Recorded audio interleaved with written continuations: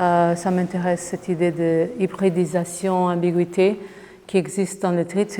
C'est pas du tout un titre prétentieux.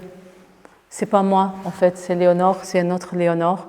C'est une citation d'un dessin d'Anatoly, cette artiste portugaise, qui est une artiste assez intéressante en Portugal, qui n'a pas beaucoup montré son travail dehors.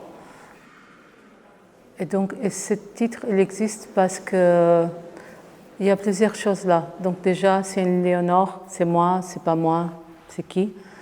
Le dessin, il date de même année quand je suis née. Donc c'est une sorte c'est la première fois en fait que je fais un titre, c'est un peu sorte de biographie.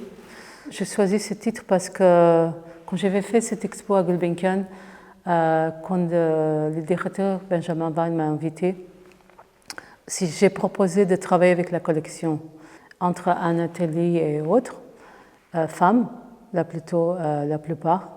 Et là, je pensais, je vais montrer ce dessin, entre autres œuvres, et je vais montrer que des travaux des femmes artistes de la collection.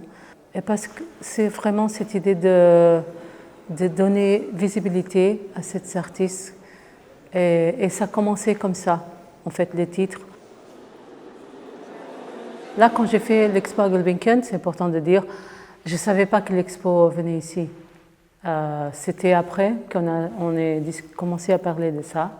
Et en fait, toutes mes pièces, la plupart des pièces, en fait, cette idée que les pièces s'adaptent au lieu. Et penser à cette idée, comment je peux réactiver les mêmes expos, mais différemment. Ça m'intéresse beaucoup, cette idée quand on rentre dans un espace, la première chose qu'on voit, quand on rentre, on voit une chose, on voit deux choses. À Gulbenkian, on voit tout d'un coup. Et ça, c'était aussi la première fois que j'avais fait. Donc, on arrive, les portes déjà sont transparentes, et paf, on est déjà là. Et ici, c'est vraiment cette geste, cette attitude de marcher, donc déjà avoir un certain type de parcours qui s'est orienté par les pièces, mais cette idée qu'on a un axe et après il y a des choses qui se répètent dans les salles. Donc on a cette sens de déjà-vu, on a déjà vu ça, on a déjà vu cette pièce, mais c'est éclaté, c'est dispersé. C'est une relation vraiment de bipolarisation entre l'espace et les œuvres, et on ne peut pas les séparer.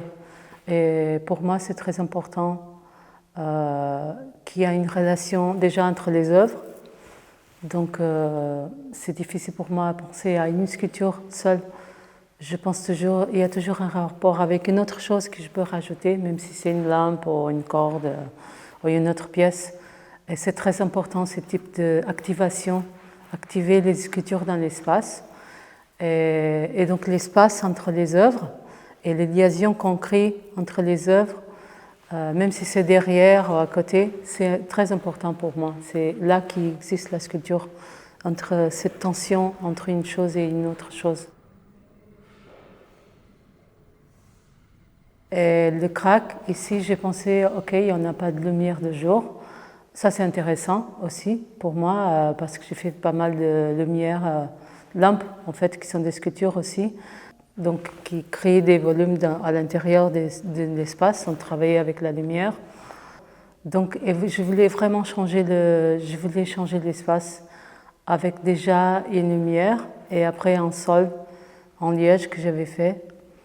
Mais aussi, je trouve que le crack, par rapport à même à des autres lieux où j'ai déjà montré mon travail avant, les espaces sont très généreux. Il y a une grande générosité, il y a un grand plafond. Pour moi, ça donne envie d'installer des choses dans l'espace, de poser les choses sur les sculptures sur le plafond, travailler avec l'idée de gravité, de verticalité. Parfois, on marche dans des expos, chaque chambre, chaque salle, c'est une chose différente. Et ici, c'est vraiment penser comme une totalité, une sorte de grand cube.